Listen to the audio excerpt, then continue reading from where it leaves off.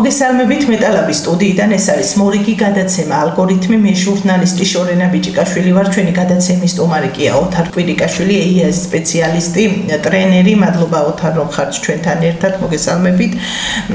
პროექტი დასასრულს უახლოვდება და მინდა გითხრათ პირველი კითხვა ეს იქნება საიდან წამოვიდა იდეა რატომ გახდა საჭიროება რომ გემუშავათ ამ მიმართულებით ვგულისხმობ ხელოვნურ ინტელექტს იდეა საიდან წამოვიდა ბევრი ფიქრიც არ დაგვჭირდებია ამაზე რადგან ჩვენ როგორც საზოგადოებისთვის არის ცნობილი ტექნოლოგიის მიმართულებით ისედაც მუშაობთ რამდენიმე წელია კიბერუსაფრთხოების ჰიბრიდული საფრთხეების და სხვადასხვა პროექტები გქონდა ასევე ტექნოლოგიების მიმართულებით თუმცა ძნელია გვერდია უარო ხელოვნურ ინტელექტს მიუხედავად იმისა რომ ჩვენი სახელმწიფო ამისთვის არაფერს არ აკეთებს და საერთოდ გვერდზე აქვს ეს საკითხი გადადებული ძნელია გვერდია უარო იმ ტენდენციებს აი ზღვის ტალღასავით წამოსულ რაღაც ხელოვნურ ინტელექტს რომელიც მთელ მსოფლიოს გადაუვლის და საკუთარ დღის წესრიგს მოახოს თავზე და ჩვენც აქ სწორედ ამიტომ და განსაკუთრებით კიდევ იმიტომ რომ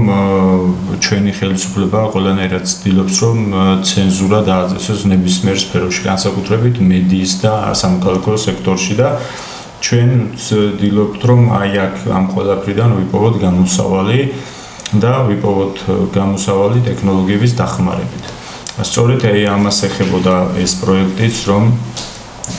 ხელოვნური ინტელექტი გვეკეთებინა ისე რომ ცენზურის პირობებში შეგვიძლებოდა ნავიგაცია. პროექტსაც ესე ერქვა ხელოვნური ინტელექტი,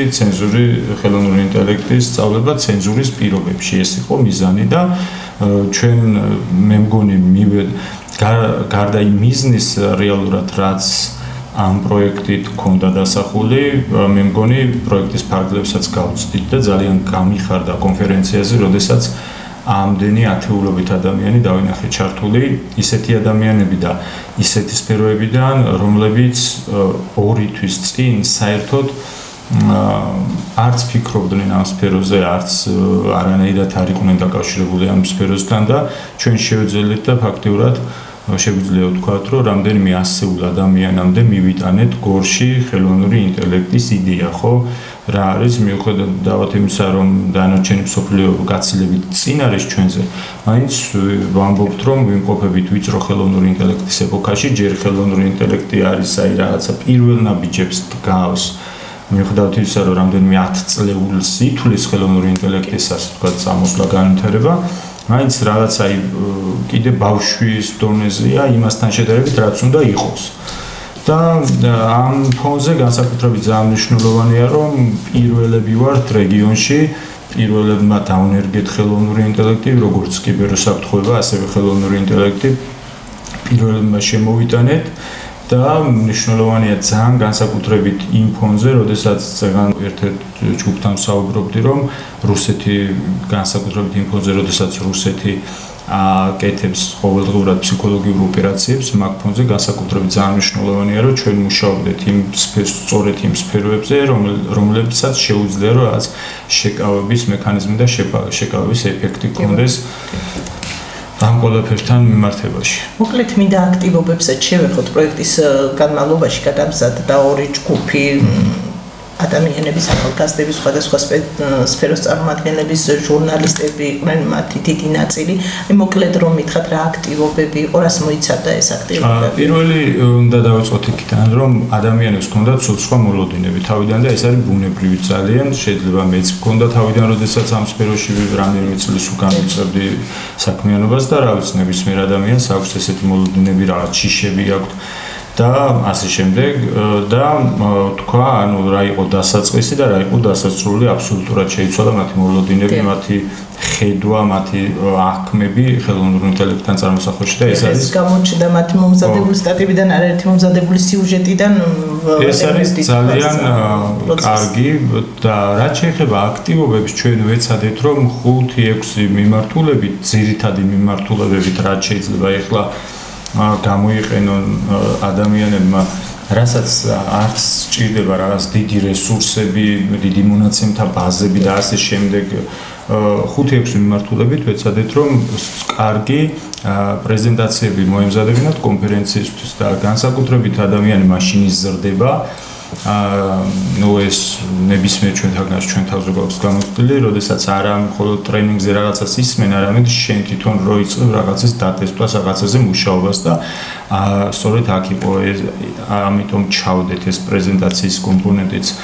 ამ პროექტში, რომ ადამიანებს შეძლებოდათ იმ გამოცდილებაზე და იმ ცოდნაზე დაყრდნობით რაღაცები უკვე თვითონ გაეკეთებინათ და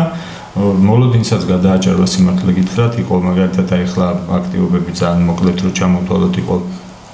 რამდენიმე კარგი ხელსაწყოზე იქ Google-ის ეკოსისტემაზე იყო განსაკუთრებით notebook LM-ზე, რომელიც ძალიან კარგი ხელსაწყოა არა მარტო იმისთვის, რომ პოდკასტებს აგენერირებს, არამედ ის სტრუქტურირებას აკეთებს, კლასიფიცირებას აკეთებს, კითხვა-პასუხს გიკეთებს, mind maps გიკეთებს და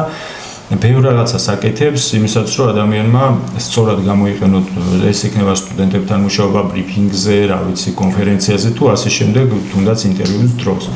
მეორე იყო სამედიცინო მიმართულებით ძალიან საინტერესო პრეზენტაცია იყო, ჩემთვის განსაკუთრებულად საინტერესო, იმიტომ რომ სამედიცინო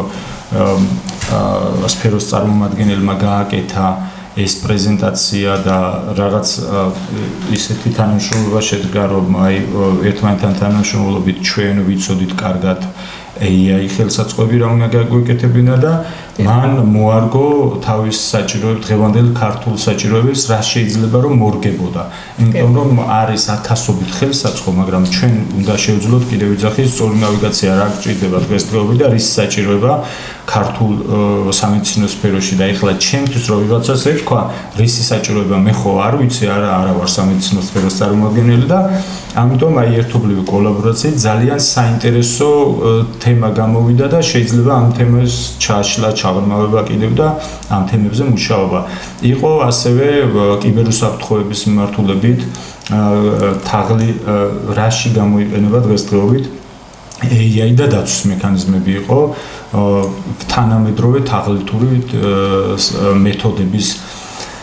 გამოყენება, ანუ როგორ იყენებენ თანამედროვე AI, მაგალითად ვიშინგი არის ერთ-ერთი ძალიან ესე მზარდი კიბერთაღლითობის მიმართულება, რომელიც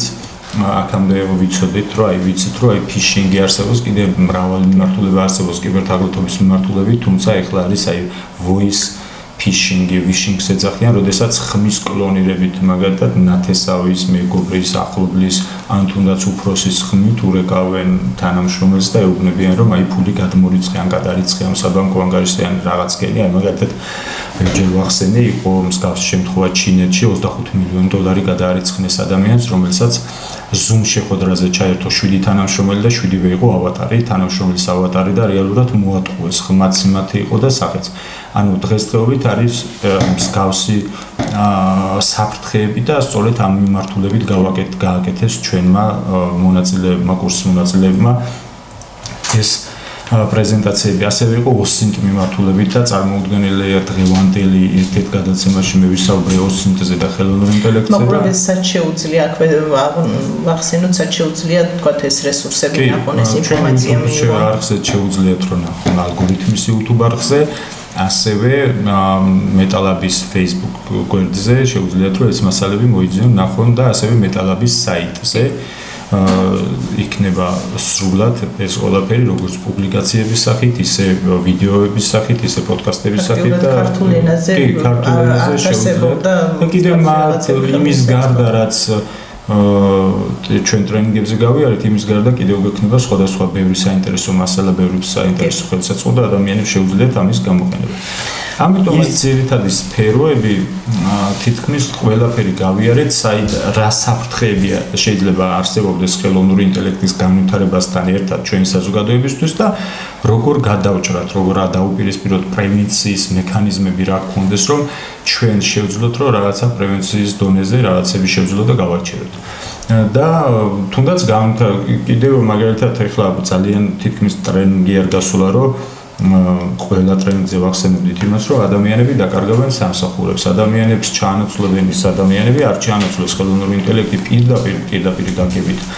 კიდევ ვიძახი ჯერჯერობით მაინც სანამ ჰუმანოიდი რობოტები იმ დონეზე არ მივლენ, რომ ადამიანებს ის თითქმის ადამიანებს გაუტოლდნენ, მაგრამ ჩაგანაცვლებენ ის ადამიანები, ვინც ცდილობს რომ ისწავლოს და აღიჭროს ხელოვნური ინტელექტის ცოდნით, უნარებით და ხელსაწყოებით და ბევრი იყო ამ მიმართულებითაც ბევრს მუშაობდით ყოველთვის რომ რაღაც დონეზე შეგვიძლებოდა აი ზოგადად გააზრება აღქმა რომ ის უკვე აქ არის და ჩვენ აღარ გვაქვს იმის დრო რომ შენ დაჯდე მოიცადო და რაღაცა აი ამაზე მინდა კითხოთ ოთარ აი გამოწვევას დავარქმევ ალბათ რა ბარიერებს აწყდებით თქვათ როდესაც სხვადასხვა სფეროს წარმომადგენლებს ხვდებით დღეს თითქოს საზოგადოება არის ორგანიზაციებს გულისხმობ რომ ეტად რომ სხვა პრობლემები გვიდგას წინ რა დროს ხელოვნური ინტელექტია და მათ შესაძლოა არ იცოდნენ სწორედ ხელოვნური ინტელექტი იყოს ამ პრობლემიდან გამოსავლის ერთ-ერთი მნიშვნელოვანი გზა და ასე შემდეგ. აი ამ მიმართულებით რა ბარიერებს გადააწყდეთ თუნდაც ადამიანებთან საუბრის დასაწყისში ახსენეთ რომ მოლოდინებიც კი სხვა ჰქონდათ კურსანტებს ხომ და შიშები ჰქონდათ იმიტომ რომ ჩვენ წერანაც ვახსენე შემთხვევით არ მიხსენებია ვიმყოფებით ყოველდღიურად ჰიბრიდული ომის პირობებში ფსიქოლოგიური ოპერაციების პირობებში და რუსეთი განსაკუთრებით რუსეთი რუსული სპეცსამსახურები ყველანაირად ცდილობენ რომ ქართული საზოგადოება რაღაცა შიშებით ყვებონ. ამ შიშების ერთ-ერთი შემადგენელი ნაწილიც არის, აი თუ დააკვირდებით ხოლმე, ბევრ რაღაცასთან ერთად იქ deep state და 1000 სიგიჟე და სისულელე ცალკე გადავდოთ, ბევრ რაღაცასთან ერთად რომ აი ხელოვნური ინტელექტი არის ანტიქრისტე, ხელოვნური ინტელექტი რაღაცა უბედურებას მოიტანს, კვანტური კომპიუტერები მისმენია ბევრი აი რუსული გავლენის აგენტებისგან აქ საქართველოში რომ აი კვანტური კომპიუტერი რო ვითარდება, სწორედ აქედან ამოვა მეორეთ მოსვლა და რაღაც სიგიჟეები ისმის და ხალხს აქვს საქართველოში შიში იმის რომ რაღაცა განვითარდეს და ისწავლოს. მაშინ, როდესაც ჩვენაირ ქვეყანას მეტი გადარჩენის შანსი არ აქვს, ჩვენ არც ნავთობი გვაქვს, არც გაზი გვაქვს არც არაფერი ესეთი ბუნებრივი წიაღისეული არ აქვს რომ რაღაცა ემირატები და საუდის არაბეთივით ერთი უცება მოხდეთ და გამიმთარდეთ ჩვენი ერთადერთი რესურსი არის ის რომ ქართული ადამიანი არის ნიჭიერი და ქართულ ადამიანს შეუძლია ძალიან მალე აითვისოს ნებისმიერი რაღაც სიკეთე და ნებისმიერი პროგრესი რასაც ამ შემთხვევაში გვაძლევს ხელოვნური ინტელექტი მით უმეტეს იმ ფონზე როდესაც ხელოვნური ინტელექტი მართლა ტალღასავით გადაუვლის მთელ მსოფლიოს და ვერ გადავრჩა, აი უბრალოდ ვერ იცხოვრებ და ვერ იცოცხლებ თუ შენ ქვეყანაში ბიზნესში, მედიცინაში, ტექნოლოგიებში, რა ვიცი, განათლებაში არ დანერგე. კითხეთ რომ ჯერ ადროს ამის დროს სხვა გამოწვევის წინაშე ვდგებოდ მეტად ცენზურის პირობებში და აი ამიტომ მინდა რომ აყურებელს უბრალოდ აუხსნათ რომ ახლავე უნდა შეიცვალოს. აი არა და იქ არის, აი მაგალითად აი ავიღოთ მაგალითები რომ უფრო ადამიანებს აღქმა გაუათულდეთ რომ რაზე გადგება. აი მაგალითად ავიღოთ სასკოლო პროცესი, როდესაც პერსონალიზირებული განათლების სისტემები შეიძლება გააკეთო ხელოვნური ინტელექტის მეშვეობით. ეს რას ნიშნავს? კლასში გიზის 10 მოსწავლე. 10 მოსწავლედან ზოგი არის მდიდარი, ზოგი არის ღარიბი, ზოგი ბუნებრივად ვერ განვითარდა, ზოგს მშობელი სიტყვაზე აქ არ ყავს და სიტყვაზე ემიგრაციაში ყავს და ვერ ეხმარება, ზოგს ეხმარება, ზოგი ამზადებს თავის ბავშვს და ბუნებრივად ეს უთანასწორობა ნებისმიერ კლასში არსებობს, ნებისმიერ უნივერსიტეტში არსებობს, რომ ანუ ყველა ერთნაირად ნიჭიერი არ იბადება, ყველა ერთნაირად სოციალურ გარემოში არ არის და ერთნაირად არ ვითარდება და ასე შემდეგ და ამისთვის ახლა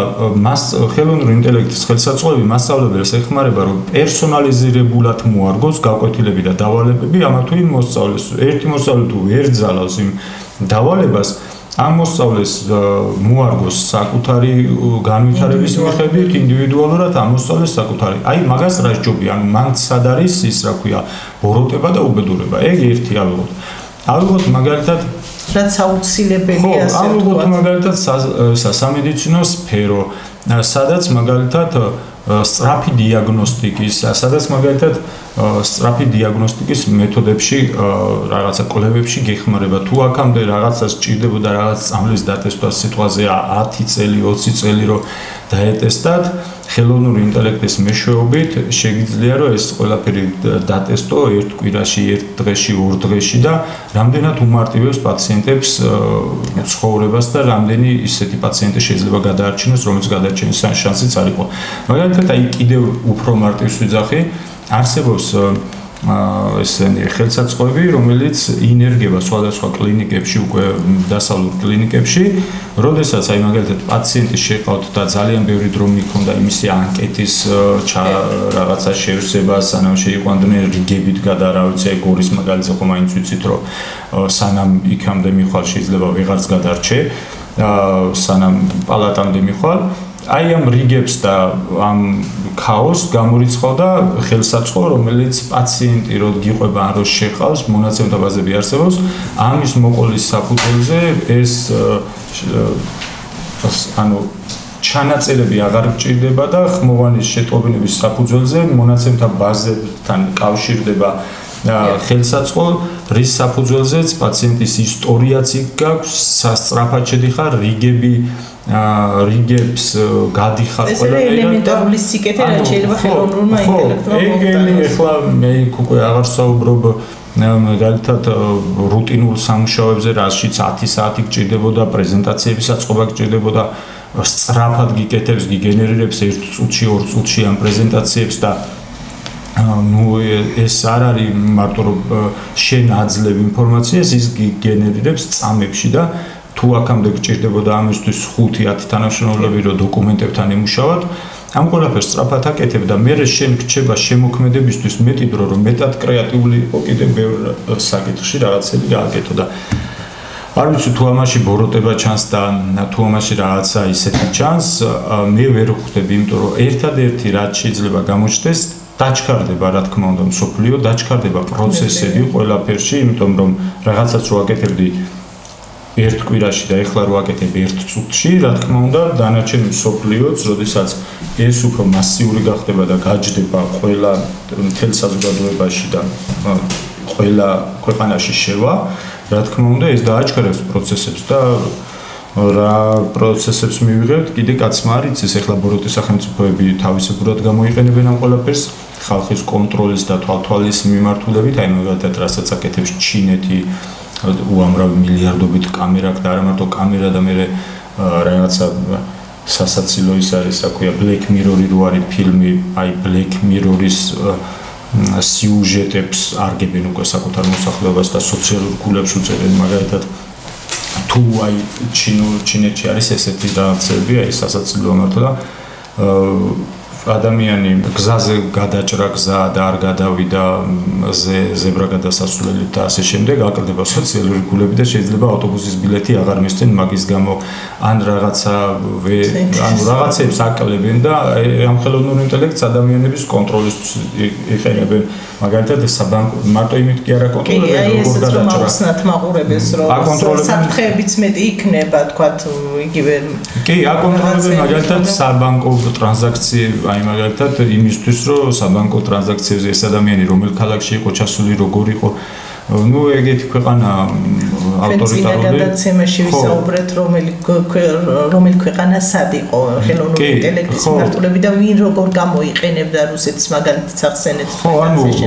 კი აი მაგის თქვა მინდოდა რომ ბევრი ქვეყანა თავისებურად გამოიყენებს მაგრამ ფაქტი ის არის რომ ისაც ის ბოროტებაც ну ისაც ხელოვნური ინტელექტისა იქნება ანუ ხელოვნური ინტელექტს ვეღარ გაიქცევი არ დარჩება სფერო არც სიკეთეში არც ბოროტებაში არც მედიცინაში არც განათლებაში რომ სადაც ხედავდა ჩვენ ამ დროს რომ იზოლაციონისტ პოლიტიკას ვირჩევთ და ელემენტარულად AI სტრატეგიაც არ გაგვაჩნია ქვეყანას მაშინ როცა სომხეთსაც აქვს და მაგის გარდა სომხეთს აგ NVIDIA შემოყავს და ამ ხელა ჰაბს აშენებენ 500 მილიონიან ჰაბს იმაში რა ქვია ამიერკავკასიაში და სხვა ქვეყნები როგორ ვითარდებიან თურქეთზე, რუსეთზე აღარ მაქვს ლაპარაკი, აზერბაიჯანი ფაქტიურად თურქეთზეა მიბმული და ის იკეთებს რასაც თურქეთი მიიღებს, აზერბაიჯანიც მიიღებს დროთა განმავლობაში, სომხეთი ესე აკეთებს და ჩვენ რა ვიცი, ჩაკეტილები ვართ იმაში. საერთოდ ხსენება არ ხდება კერძო ინიციატივების გარდა და აი რა რითიც დავიწყეთ, აი იმ თემას გავაგრძელებ ზუსტად, რომ აი იდეა საიდან დაიბადა და მაგიდან დაიბადა, რომ როდესაც შენი ქვეყანა, შენი სახელმწიფო, შენი ხელისუფლება ყველანაირად ცდილობს რომ მოგისპოს სივრცე და მოგისპოს განვითარების პერსპექტივა, შენ ცდილობ რომ რაღაცნაირად დააბალანსო და დააკომპენსირო აი შენი რაღაც საქმეებით. კი ბატონო. თქვით რომ პროექტი დასასრულს უახლოვდება და დასკვნით ეტაპზეც მინდა გესაუბროთ, თითქოს ეს სიურპრიზად რჩება, მაგრამ მოლოდინს რომ გაუჩინოთ მაყურებელს რომ გასვლითი შეხვედრა გვექნება, აქტივობა ასე ვთქვათ. კი, გასვლითი აქტივობაც გვექნება, რადგან როგორც თავიდან თქვი, ხელოვნური ინტელექტი ცენზურის პირობებში, ცენზურის გამოყენების ცენზურის პირობებში ხელოვნური ინტელექტის გამოყენება ეს იყო რეალურად ჩვენი მიზანი და ამიტომ ჩვენ გარდა იმისა, რომ ხელოვნური ინტელექტის სიკეთეებს და სხვადასხვა ხელსაწყოებს ვასწავლეთ ჩვენ კურსანტებს, გვინდოდა რომ უსაფრთხოების მიმართულებითაც განვითარებულიყვნენ. მით უმეტეს იქიდან გამომდინარე, რომ წინა წლებში ჩვენ აქტიურად მუშაობდით ეროვნული უსაფრთხოების, კიბერუსაფრთხოების დაზვერვის და ასე შემდეგ მიმართულებებით. ეხლაც ვიფიქრეთ, რომ აი ამ ხელოვნური ინტელექტის კომპონენტს ეს დასკვნითი შეხვედრა ერთი რაც გვაქვს ჩვენს კურსანტებთან უსაფრთხოების ელემენტებითაც გავაჯეროთ, რომ რაც ის გამოცდილება და ცოდნა მიიღონ, რაც ჩვენაირ ქვეყნებს ისრაელს მაგალითად ესტონეთს ძალიან კარგად აქვთ თავის ქვეყანაში ადაპტირებული და ტესტილი და ჩვენც გვინდა რომ რაღაცა მიუხედავად იმისა, რომ რაღაც ლოკალურ დონეზე ვაკეთებთ ამ ყველაფერს. გვინდა რომ რაღაც მასშტაბი შევძინოთ ამ მიმართულებით. დიდი გამოცდილება იქნება, ვფიქრობ. მადლობა უთარ რომ პასუხობდით ჩვენს კითხვებს, მაყურებელს კი მომდევნო გადაცემამდე დამამშვიდობები.